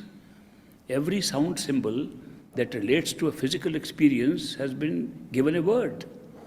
For example, if you say, this is a chair, I'm sitting on a chair. Here, what does a chair mean? A chair, how did we know what a chair means? Right from our birth, we were seeing that the experience of seeing a chair, sitting on a chair, everybody around us called it a chair. We immediately associated the experience of this piece of furniture with the word chair. And so we said, a chair, we don't understand what a chair is something made of like a furniture and we can sit on it. That association of ideas with an experience is the sole cause of all languages. All languages are phonetic symbols which are representing association of ideas with certain physical experiences. So languages are very limited. In fact, Socrates, speaking of language, he says the language we speak, we do not understand because we use words without knowing where they're coming from. And he gives an example of a chair. He says, how did the word chair come in the first place? It came from an idea of a chair. Somebody brought up an idea that you can make a piece of furniture on which you can sit more comfortably than sitting on the ground. And it's very, very easy to make it. So a particular chair was made. And he called it chair. Whoever made the first chair, he happened to call it chair. But the idea of the chair came much before the chair. The idea came from somewhere else. He says, ideas for all words have come from somewhere else. Where do they come from? He says there's a separate world of ideas. He's referring to the astral plane of consciousness. He says the idea of a chair came prior to a chair. What happened then? It began to apply to every kind of chair. A chair does not mean a particular chair, it means all chairs of different designs. The word chair got really expanded to mean every type of chair. This expansion of the word chair to include every possible chair took place at the physical level, whereas the idea of a chair, which includes all the chairs, and one idea of a chair, the original chair, is in the astral plane. He says all things have arisen from the world of ideas, which is the astral plane. And the language that we speak here is confined to the association of ideas with that particular physical experience. So therefore, Socrates recommended we should go to the world of ideas if you want to find the origin of language. And the language we speak here can be quite different for different people. The same word can mean different things. Supposing I have always seen very high chairs all my life. When the word chair will be used, I will think it's that high chair. Another person has never seen a high chair, always seen very low chairs. When he uses the word chair, he's thinking of a low chair. So he says, I brought a chair, and I'll think he's talking of a high chair. He's talking of a low chair. We don't understand each other. We're using the same word. Language has this great limitation that when we speak from our own association of ideas with that word. The other person is hearing from his own ideas, and to tell you the truth, no two are ever the same.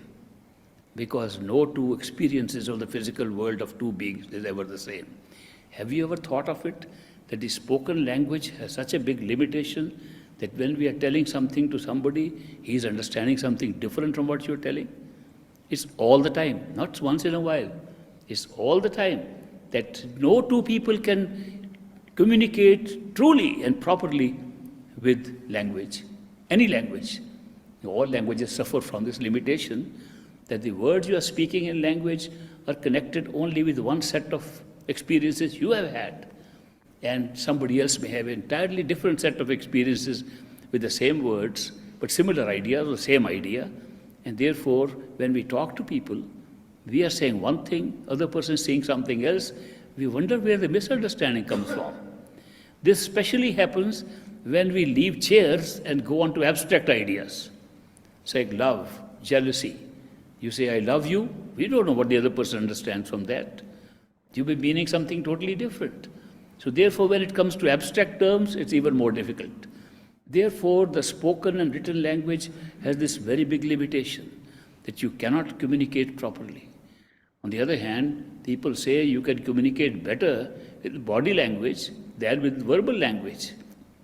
You can also communicate better with telepathic language than with spoken language. In the astral plane, you speak with ideas and not with the language of the physical world. Therefore, when you speak in the astral plane with another person, the other person understands you without your speaking, but understands exactly what you are saying, and you are saying the same thing the other person understanding. So if you want to truly communicate with somebody else, the right place for it is the first higher level of consciousness, the astral plane, and not here. This Varanatmak, the spoken and written language, is only used temporarily. It cannot lead us any more than the first astral plane. It's only a temporary help to make the thoughts of the mind get squeezed into these words, and the squeezed words throw out more words out from the mind and the thinking stream, and therefore we are able to concentrate our attention. It has a very limited function. To enlarge its function, the perfect living masters give you a few words which they at that time charge with meanings within your inner coming experiences. And that makes a big difference. Because if they were to say, do the Simran of Shakey's Pizza, you will always be going to the Shakey's store in your mind, and you will always be going out. You can never go in with Shakey's Pizza. So they will never tell you to repeat Shakey's Pizza. They will not even tell you to repeat anything that you can ordinarily experience outside. They will tell you words which you may not even understand, but with spiritual experience, you will find out, oh, that's what they meant with that word. Because they give the annotation, the association of that word with an inner experience and not outside. Therefore, the word becomes charged.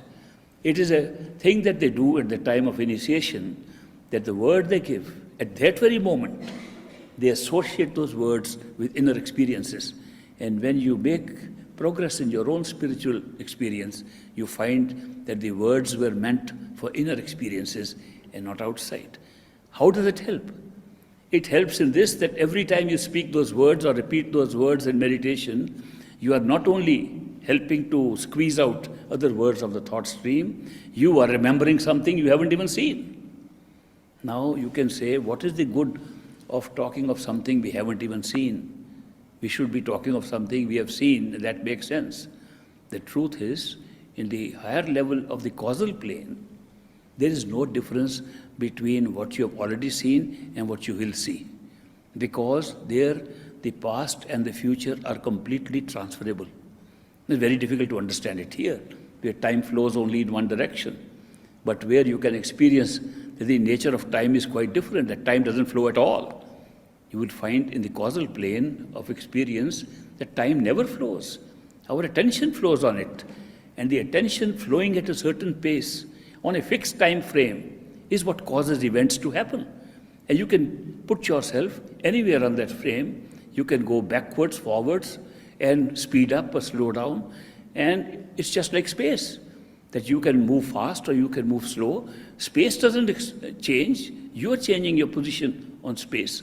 Similarly, in the causal plane, you discover that the real nature of time is it is a static phenomena. It's already been set up once, and all events have been loaded on it.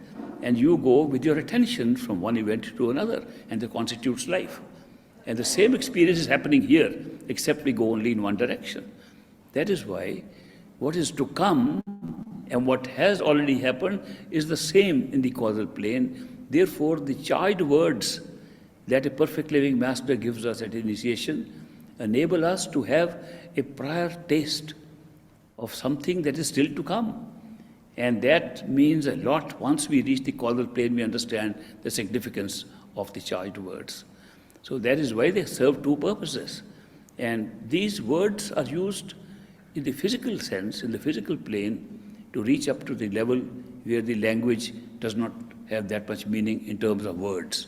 It becomes a language of ideas. So do not think that the repetition of words will take you back home. It does not. then what will take you back home? Not the Varanatmak Shabd or the spoken language, but Dhunatmak Shabd, the unspoken language, the language of sound. The language of sound transcends words. The sound transcends words.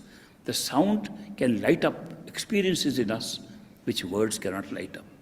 The sound can be reflective of light and messages more than even words can do. Therefore, it's the sound that is in its essence the creative power that really helps us to go right back to our home.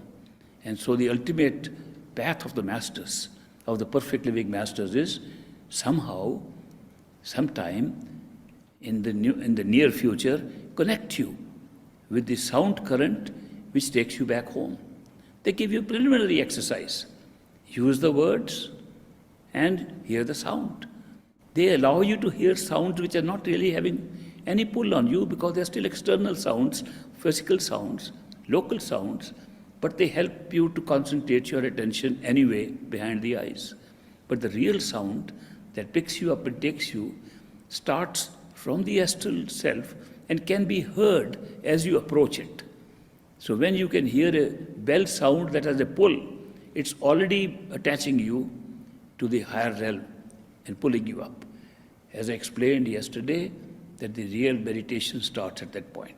And the sound will take you back home stage by stage, giving you all the inner experiences of different stages of creation, different states of levels of consciousness. I explained all this yesterday, and yet today I tell you, all this is just a description of the mechanics of meditation. Even if you do all that I've said so far, no guarantee of anything. Because you can just make it into a mechanical exercise. Therefore, it doesn't lead you anywhere.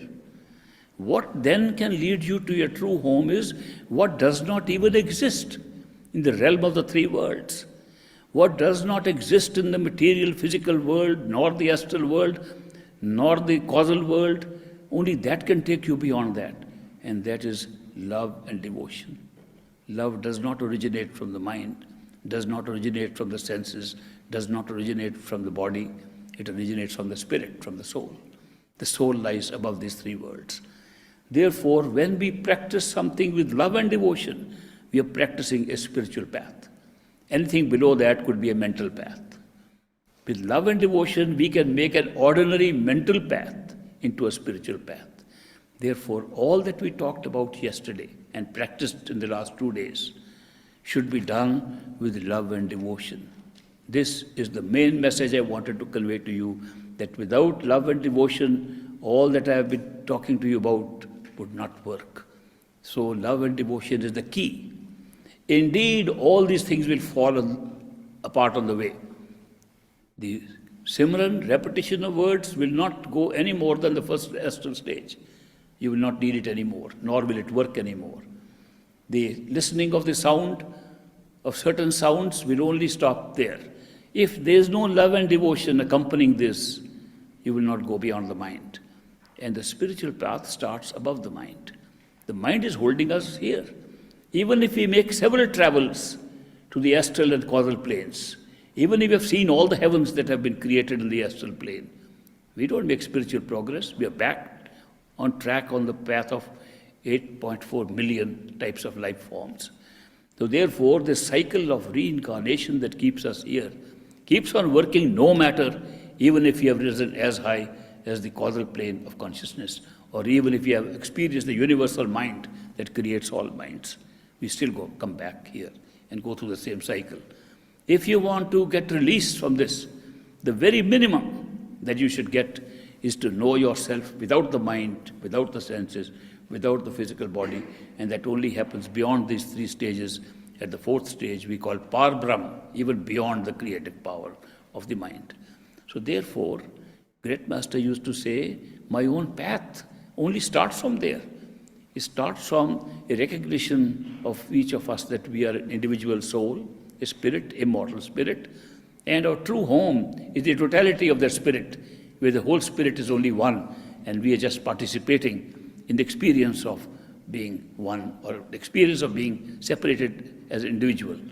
It's the experience of individuation The experience of feeling we have become a drop in a big ocean while we are still in the ocean. That's called individuation of the spirit out of the totality of spirit. And it's just like saying that one large body of intelligence can look at things from different points of view. And if you combine all the points of view that can be seen, that will be the total intelligence. And if you look at one point of view, that's individual soul. We are so located like that.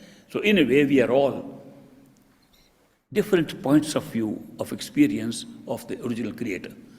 So we are not separated from the creator. We're just functioning as separate units. And that is why when you discover the totality, you discover who you really were. And that is the task of the perfect living master. If he initiates us, he guarantees this, that that's what you will experience. And it's a promise that he always keeps.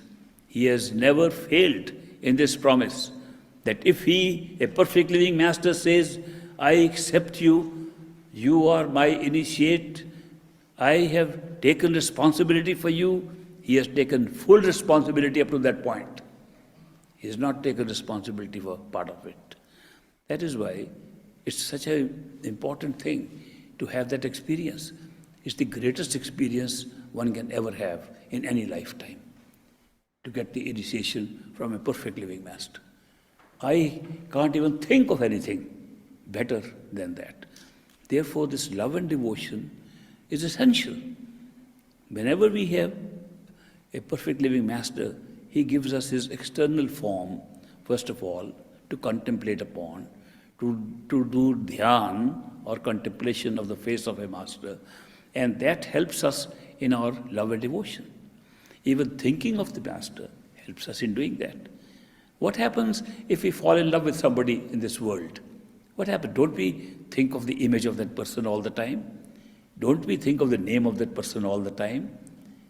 If an ordinary person can create that love and devotion in us, what about God manifesting himself in a human being? Wouldn't it be much easier and much better? Therefore, the love and devotion should be inculcated. How does it grow? How can love and devotion grow? If you want to love somebody, how do you grow your love for that person? By pleasing that person, by doing what that person says, by obliging that person. That's normal for a human being. The same thing applies to spirituality. If you please God, live in His will, God will be pleased with you, will draw you to Himself. If you please the Master, He draws you to Himself. To do what the Master says, if you do that, you're pleasing Him. And therefore, if you follow the instructions that are given to you by a perfect living Master at the time of initiation, are followed by you, and you make that a high priority, you're pleasing the Master. You are developing love and devotion for the Master. Therefore, love and devotion can be done by remembering the Master, doing meditation, doing things the Master asks us to do. That's practice. Meditation, which you learned in the last 2 days, now practice with love and devotion. Make an image in imagination of your Master. If you have no Master, make the image of anybody that you love. So you can have the effect of the power of love and devotion, how it affects the function of meditation, of the Surat, Shabd yoga, yoga of the sound current. Try speaking the words, doing the Simran. When you can hear the sound, switch to the sound. If the sound becomes less, switch back to the words. If the sound comes again, switch back to the sound. All the time trying to keep the image of the Master and expressing your love the best way you can for your Master. Talking to the Master, taking advantage of this fact that the Master is with you at this time in your head. Take full advantage of this opportunity. How many of you could successfully do this exercise? Very good. The rest will need more experience and practice. This is the most important part. Meditation should be done with love and devotion. If it is not done with love and devotion, it's a mechanical exercise. You can be sitting all your life in meditation, and say, why am I not getting anything? Because love and devotion is what will take you above. It pulls you. Love and devotion is pulling you from Par Brahm right when you are here. Now I want to mention one important fact. Many of us are engaged in worldly duties. Many of us have very big jobs to do. Some of us have long hours to work. And one wants to know what is the relationship of the time we give to meditation and the time we give to our worldly work. Should we not give up all our worldly work and start doing meditation? Well, if you become dependent on other people for survival, then you are creating more karma than is necessary just to survive, and therefore you are not really helping yourself. That is why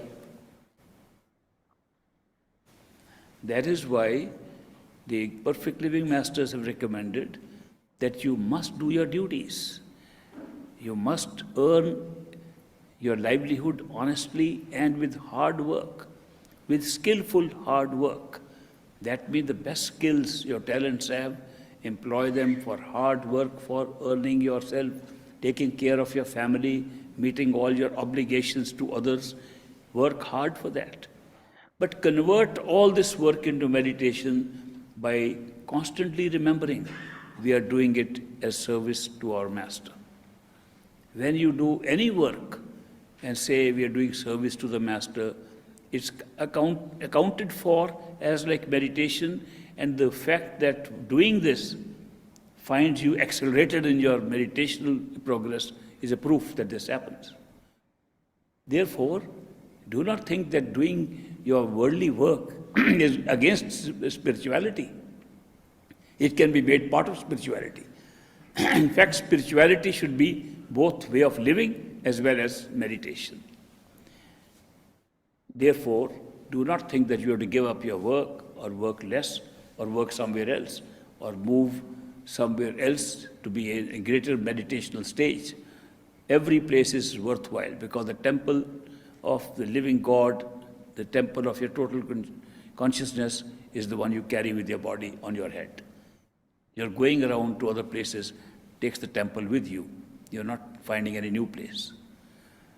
The second thing I want to mention is that if you have to do your work with skill, then you might say, if we meditate and we start enjoying all the goodies inside, why would we like to do the work outside? Won't that affect the quality of our work outside? Well, sometimes it does. Sometimes one gets so intoxicated that one doesn't like to do any work outside at all. So, but to make that a rare exception, so that we should have some intoxicated guys around to inspire us, to say, see what can do with meditation. But the rest of us can measure our progress in another way. That is, are we feeling greater love and devotion for the Master? If your feeling of faith, love and devotion is increasing, you are making internal progress which you can check even afterwards, that you made the progress while you're working with that feeling. I'll give you the example of my Master's own Master. My Master was Hazur Maharaj Baba Sawan Singh Ji, and his own Master was Baba Jamal Singh. Baba Jamal Singh was a disciple of another Swamiji from Agra. Baba Jamal Singh lived in Bias, in India, in Punjab state, and the distance from that place to Agra in Uttar Pradesh, another state, was sufficiently long at that time. It took a lot of time to travel.